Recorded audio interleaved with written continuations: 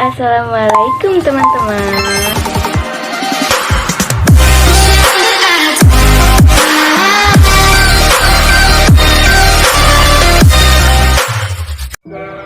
Perkenalkan, nama saya Vio Amalia dari Akunting 20A dengan NIM 2062401172 ingin menjelaskan sedikit tentang laporan posisi keuangan.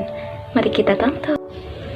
Laporan posisi keuangan atau biasa yang disebut dengan Statement of Financial Position adalah laporan sistematis yang mengenai aktiva, utang serta modal dari suatu perusahaan pada suatu periode tertentu. Laporan ini juga dikenal dengan istilah neraca atau balance sheet. Di dalam laporan ini terdapat sumber daya perusahaan atau aset perusahaan, kewajiban ekonomis atau utang, modal saham dan hubungan antar item tersebut. Laporan posisi keuangan bertujuan menunjukkan keadaan finansial suatu perusahaan pada suatu periode tertentu. Biasanya pada waktu saat buku-buku ditutup dan tentukan sisanya pada suatu akhir tahun fiskal atau tahun kalender. Di sini ada beberapa fungsi laporan posisi keuangan. Yang pertama itu mengevaluasi kondisi dan kinerja keuangan perusahaan.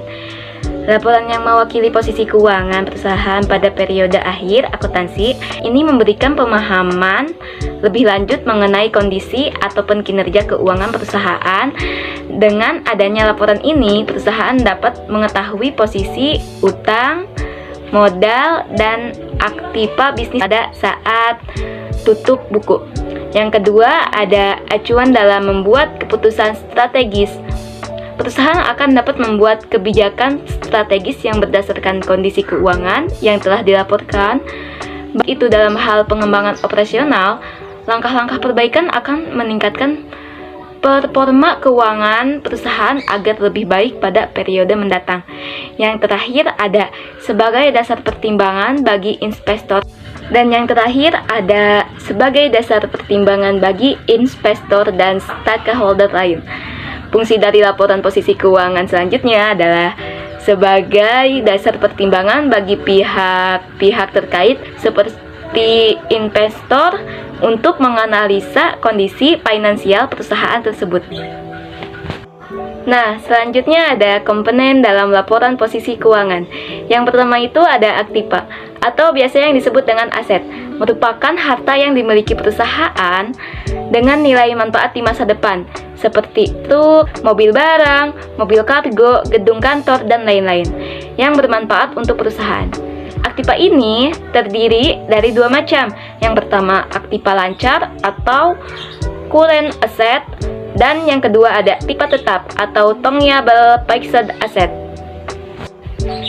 Yang kedua ada kewajiban atau liabilitas, terdiri dari utang lancar atau current liabilities dan utang jangka panjang atau long term liabilities yang dimiliki oleh suatu perusahaan.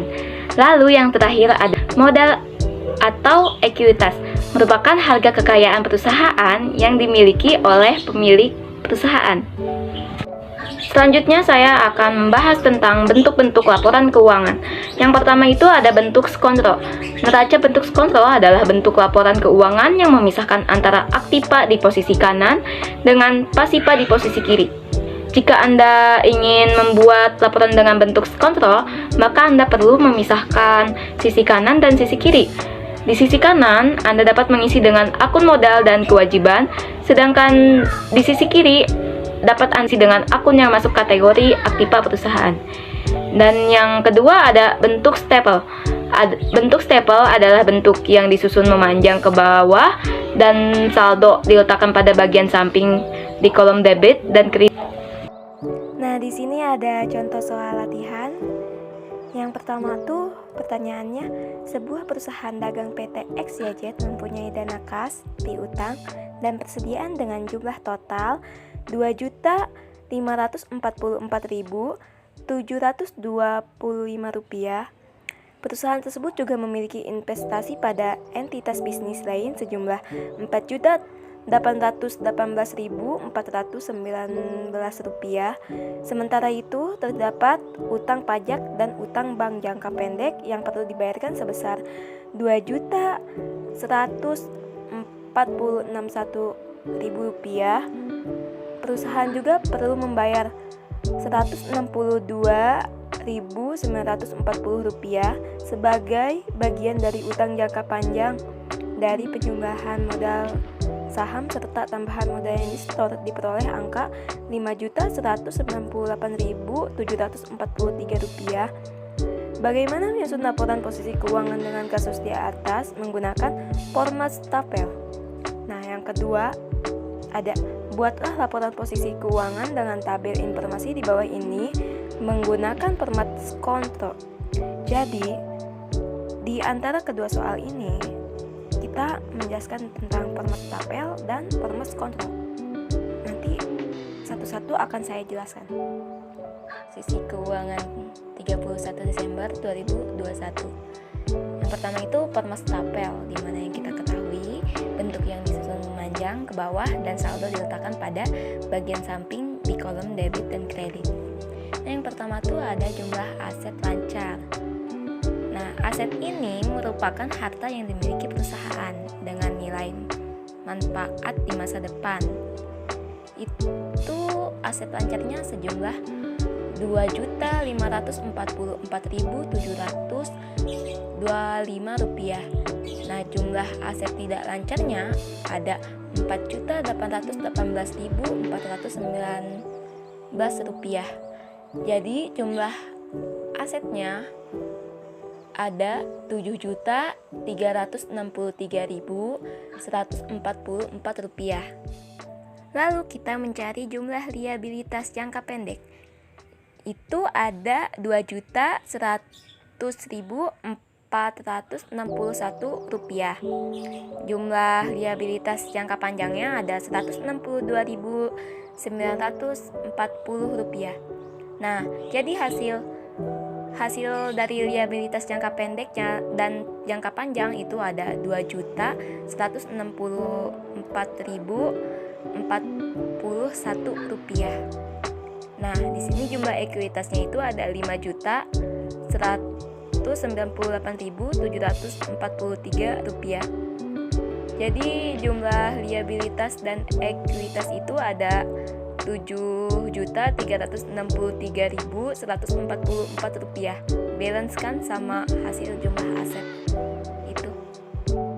Selanjutnya kita menghitung dengan cara format kontrol, di mana yang kita ketahui neraca bentuk kontrol adalah bentuk laporan keuangan yang memisahkan antara aktiva di posisi kanan dengan pasifa di posisi kiri. Jika kita ingin menggunakan laporan dengan bentuk kontrol, maka kita perlu memisahkan sisi kanan dan sisi kiri. Di sisi kanan, kita dapat mengisi dengan akun modal dan kewajiban, sedangkan kiri dapat kita isi dengan akun yang masuk kategori aktiva perusahaan. Kita mencari jumlah di aktiva dulu. Nah, kas ini jumlahnya Rp103.000, piutang Rp5.000, perlengkapan Rp50.000. Aktiva tetapnya peralatan Rp160.000, di jumlahnya Rp318.000. Nah, pindah ke kewajiban lancar itu ada utang jumlah Rp5.000. Bawahnya ada ekuitas modal dengan jumlah Rp313.000. Jadi hasilnya Rp318.000. Balance sheet sama yang di sebelahnya. Begitu penjelasan laporan posisi keuangan dari saya. Kurang lebihnya mohon maaf. Thank you for watching.